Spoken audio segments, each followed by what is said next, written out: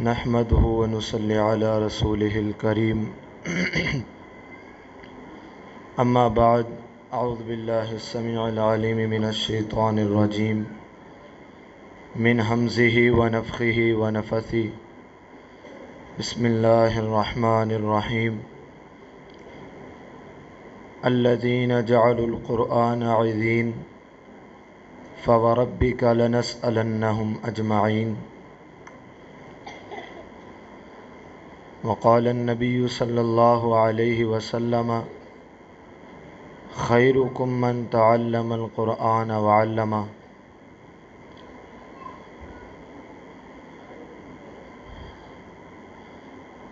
हर किस्म की हम्दो सना, किब्रियाई, बढ़ाई, यकताई अल्लाह वहदहु ला शरीक के लिए। बेशुमार दरूद व सलाम इमामुल अंबिया, इमाम आज़म, सरवर कौनैन, शाफ़ी महशर जनाब मुहम्मदुर रसूलुल्लाह सल्लल्लाहु अलैहि वसल्लम के लिए। रहमत और मग़फ़िरत की दुआएं सहाबा कराम, अहले बैत, ताबईन अज़ाम, तबा ताबईन, आइमा व मुहद्दिसीन व मुफ़क्क़िहीन और इस उम्मत के तमाम सलफ़ और खलफ़ के लिए। मुख्तसर हम्द व सना और दुआ के बाद मोहतरम हज़रात, मैं आपके सामने मुख्तसर वक़्त के लिए हाज़िर हुआ हूँ। उलमाए कराम के कितार वो स्टेज पर विराजमान है और सभी अहबाब माशाअल्लाह मुझसे सीनियर भी हैं और उस्ताद की हैसियत भी रखते हैं, तो उनके सामने मैं अपना टूटा फूटा सा सबक ही सुनाऊंगा। दूसरी पहले एक अहम ऐलान जो है उसकी तरफ आप अहबाब की तवज्जो मबज़ूल करवाना चाहूँगा। अल एहसान वेलफेयर फाउंडेशन अहले हदीस यूथ फोरस के ज़ेर इंतज़ाम चलने वाला एक ऐसा इदारा है, ऐसी फाउंडेशन है जो मुल्क के तूल व अर्ज़ में हर वक़्त खिदमात में कोशा रहती है। वो तिब्बी हवाले से डिस्पेंसरियों का क़याम हो, वो मुल्क के अंदर कुदरती आफ़ात के अंदर अपने मुसलमान भाइयों के साथ मुआवनत हो, वो बैनुल अक़वामी सतह पर फ़लस्तीनी भाइयों के साथ मुआवनत हो, और इसी के साथ साथ हमारा जो असल मकसद और असल मिशन अहले हदीस यूथ फोरस का क़याम, जिस बाबरकत हस्ती अल्लामा एहसान इलाही ज़हीर शहीद रहमहुल्लाह ने इसको बनाया कि नौजवानों की तरबियत और नौजवानों को एक नज़म के तहत कुरान व हदीस पर चलाने का अज़म, ये चीज़ सारे इसके मामलात और इसके अखराजात और इसके अंदर तगदो और भाइयों का वक़्त देना, ये सारी चीज़ें इसमें शामिल हैं। तो बाज़ हमारे ऐसे बहुत सारे भाई हैं जो अपना वक़्त देते हैं, जो जमात के कामों में अपना वक़्त लगाते हैं। वक़्त किस तरह से लगाते हैं? दीनी प्रोग्राम्स में शिरकत करते हैं, दीनी प्रोग्राम्स के हवाले से लोगों को दावत देते हैं और इसके हवाले से इंतज़ाम व इंसराम के हवाले से अपनी जो वक़्त है वो देते हैं। इसी के साथ साथ ऐसे भी हमारे साथी हैं कि जो अपना वक़्त भी देते हैं और अपना माल भी देते हैं। तो हम भी ये देखें कि हम इन दोनों में से कौन सी चीज़ दे सकते हैं, कि हम अपना अगर वक़्त दे सकते हैं तो हमें अपना वक़्त भी देना चाहिए, और अगर हम अपना माल दे सकते हैं तो हमें अपना माल भी देना चाहिए। उनमें से सरफ़हरिस्त जो चीज़ है वो है कॉन्फ्रेंस, अहले हदीस कॉन्फ्रेंस, जो कि रावलपिंडी लियाकत बाग में 2 नवंबर को होने जा रही है। اور یہ لیاقت باغ وہ باغ ہے جہاں اہل حدیث کی یہاں چوتھی کانفرنس ہونے جا رہی ہے جب سے پاکستان بنا ہے۔ تو بعض کانفرنسیں ایسی ہوتی ہیں، ایک تو یہ ہے کہ اس میں فکر کی بات ہے کہ دعوت اہل حدیث ہے کیا، اس کو سمجھنے کی بات ہے۔ دوسرا، اس کے اندر اپنی پاور شو کرنا بھی مقصود ہوتا ہے کہ جو لوگ کہتے ہیں نا کہ جو ٹیلی ویژن کے پروگراموں پر آ کر یہ کہتے ہیں اور ٹھٹھا اور مذاق کرتے ہیں کہ تم آٹے کے اندر نمک کے بھی برابر نہیں ہو، ایسے لوگوں کا منہ بند کرنے کے لیے، اپنی پاور شو کرنے کے لیے ایسی کانفرنسوں کا اہتمام ہوتا ہے، اور ان کے اندر شرکت کرنا ہمیں سعادت سمجھنا چاہیے کہ ہماری ایک جو قرآن و حدیث کی ایک دعوت ہے، ایک تو وہ عام ہو رہی ہے، دوسرا ہماری پاور شو ہو رہی ہے۔ تو اس کے لیے ہم اپنا مال بھی نچھاور کریں اور اپنا وقت بھی نچھاور کریں۔ اسی ہفتے کو انشاءاللہ 2 نومبر کو فیصل آباد سے 4 یا 5 گاڑیاں انشاءاللہ روانہ ہوگی۔ آپ احباب جو جانا چاہتے ہیں وہ اپنا نام بھی لکھوائیں، قاری نصیر صاحب حافظہ اللہ کو اپنا نام لکھوا دیں، وہ انشاءاللہ رابطہ کر لیں گے۔ دوسرے نمبر پر اس حوالے سے اپنا مال بھی نچھاور کریں۔ آپ کو پتہ ہے کہ یہ جو معاملات ہیں یہ ہمارے آپس میں باہمی تعاون سے ہی چلتے ہیں، کیونکہ اگر ہم اپنی حکومتوں کی طرف دیکھیں تو نہ ان کی طرف سے دینی معاملات میں دینی اداروں کے لیے کوئی بھی بجٹ نہیں ہے۔ ہر سال بجٹ مختص ہوتا ہے، ہر چیز کا بجٹ مختص ہوتا ہے، نہ دینی اداروں کے لیے کوئی بجٹ ہے اس ملک میں، اور نہ ہی کسی دینی پروگرام کے لیے بجٹ کوئی مختص ہے تو ڈانس کے لیے بجٹ مختص ہے، اور یوتھ فیسٹیول کے نام سے بے حیائی کو عام کرنے کے لیے اپنے ملکی اداروں کے اندر اس کے لیے بجٹ مختص ہے۔ تو یہ جو دینی پروگرام ہے یہ ہم نے اپنے باہمی تعاون سے ہی چلانے ہوتے ہیں۔ تو احباب دل کھول کر ان کاموں میں شرکت کیا کریں اور اپنا اپنا حصہ ضرور ڈالیں۔ جو احباب اس حوالے سے تعاون کرنا چاہتے ہیں تو یہاں پر آگے جمع کروا دیں۔ یہ ابھی جو جمع کروانا چاہتے ہیں وہ سائٹ پر ادھر جمع کروا دیں، قاری صاحب موجود ہیں، ان کو جمع کروا دیں۔ تو بعد میں بھی جو جمع کروانا چاہتے ہیں وہ قاری نصیر صاحب کو جمع کروا دیں، وہ جو ہے وہ ہم تک آپ کی امانت پہنچا دیں گے، اور انشاءاللہ آپ کی دی ہوئی ایک پائی بھی انشاءاللہ وہ صحیح جہاں پر اس کا حق ہوگا وہاں پر لگائی جائے گی۔ اللہ تعالی ہمارا حامی و ناصر ہو۔ دوسرا مختصر سی جو اس حوالے سے جو ایک ذمہ داری لگائی گئی ہے، اللہ رب العزت نے قرآن کریم میں ارشاد فرمایا الذین جعلوا القرآن عضین فوربک لنسألنہم اجمعین، وہ لوگ جنہوں نے اس قرآن کریم کو ٹکڑے ٹکڑے کر دیا۔ اللہ اکبر، کیسی اللہ رب العزت نے یہ بات کر دی، کیا اللہ رب العزت نے فرما دیا، کیسی حیرت انگیز بات ہے کہ جنہوں نے اس قرآن کریم کو ٹکڑے ٹکڑے کر دیا۔ اب یہ کون لوگ ہیں؟ یہ وہ اس وقت کے بڑے بڑے مشرک جنہوں نے کس طرح سے قرآن کریم کو ٹکڑے ٹکڑے کر دیا۔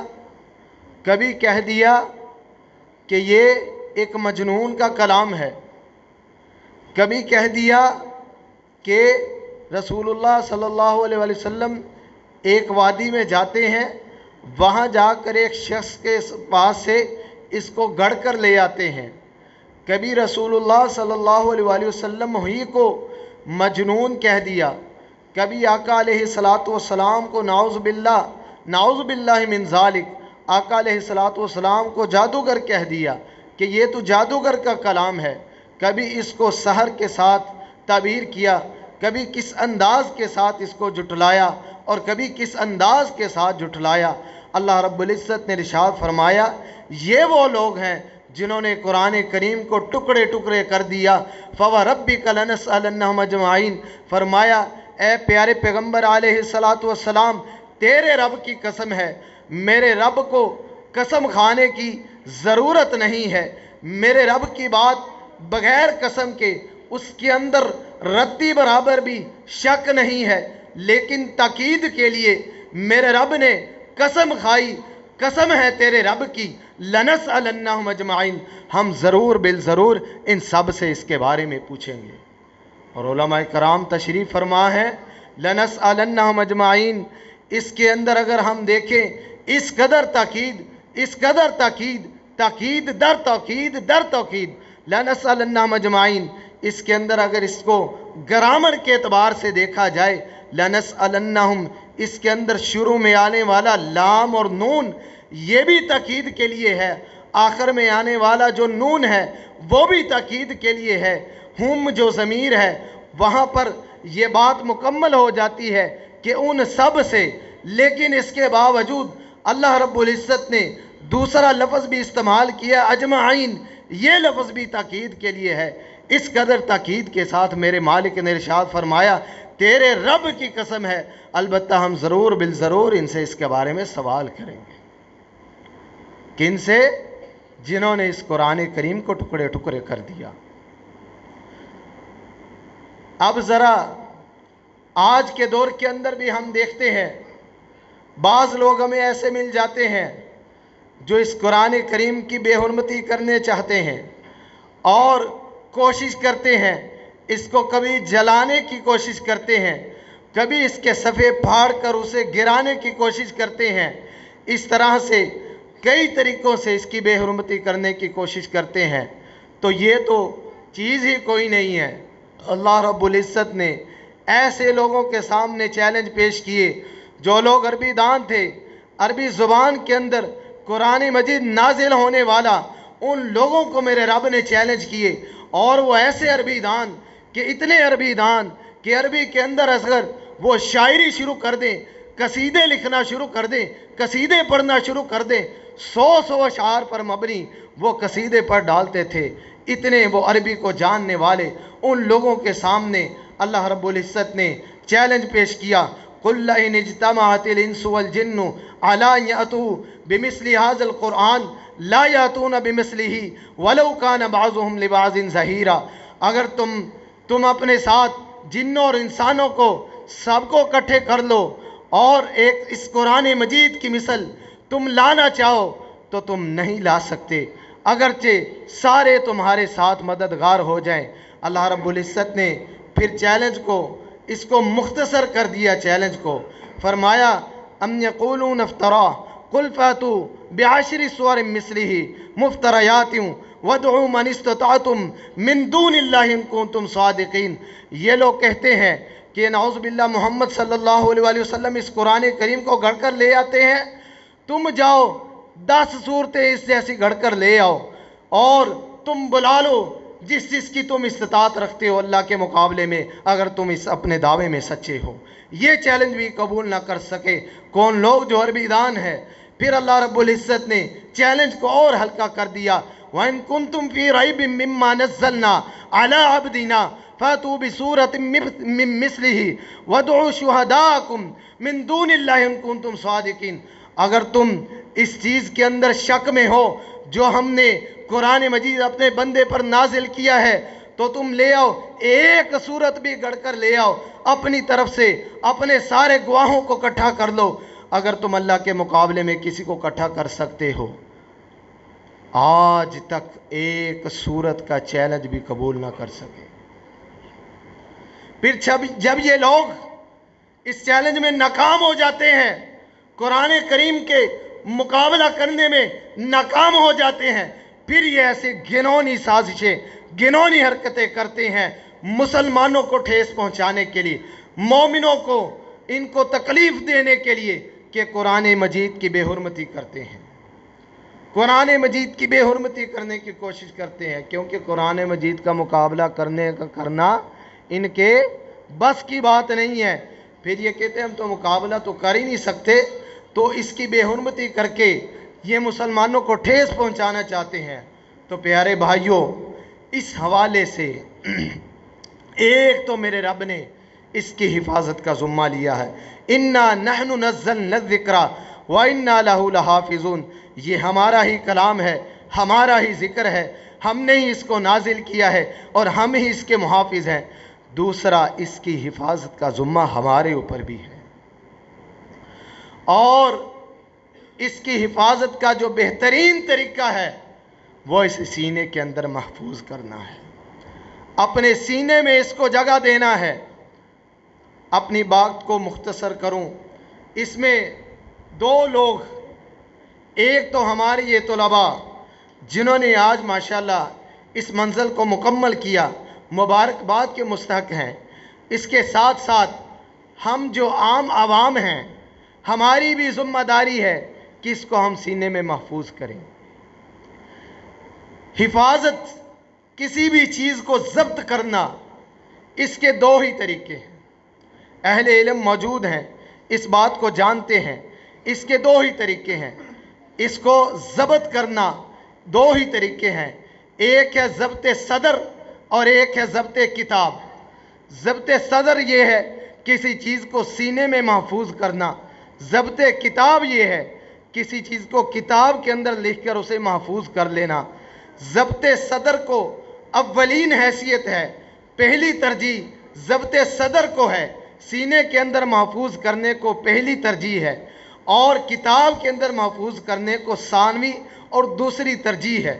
تو اس لیے اہل علم نے سب سے پہلے قرآن و حدیث کا جو علم ہے، صحابہ کرام نے اسے سینے میں محفوظ کیا، پھر صحابہ کرام نے مشاورت کے ساتھ اس کو جمع کیا اور کاغذ کے اوپر جو جو چیز اس وقت میسر تھی اس کے اوپر پھر اسے محفوظ کیا۔